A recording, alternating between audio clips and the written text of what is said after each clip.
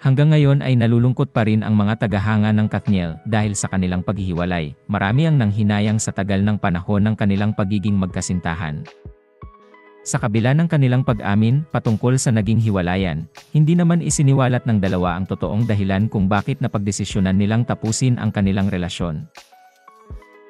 Dahil dito, nagsilabasan ang mga samut-saring kahaka mula sa mga netizens. Maraming mga netizens na naghinalang may kinalaman sa hiwalayan nila ang kapamilya actress na si Andrea Brillantes.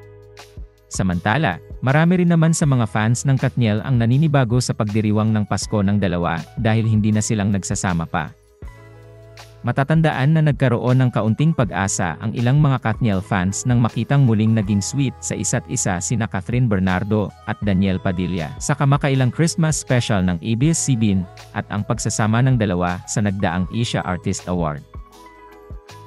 Binura rin ni Daniel ang kanyang break-up message na naging dahilan para isipin ng mga tagahanga nila na muli silang nagkakamabutihan. Subalit, binasag kaagad ito ng aktres nang ipahayag nito na wala na siyang babalikan at puro looking forward lamang ang kanyang ginagawa. Sa kabila ng lahat ng ito, naniniwala pa rin ang ilan na kung magiging porsigido lamang si Daniel Padilla, ay tiyak umanong lalambot muli ang puso ni Kathryn Bernardo. Ayon sa aming mga nakalap na impormasyon, muli umanong nililigawan ngayon ni Daniel Padilla si Kathryn Bernardo. Pumupunta rin umano ang aktor sa bahay ni Kathryn Bernardo bilang parte ng panunuyo nitong muli sa aktres.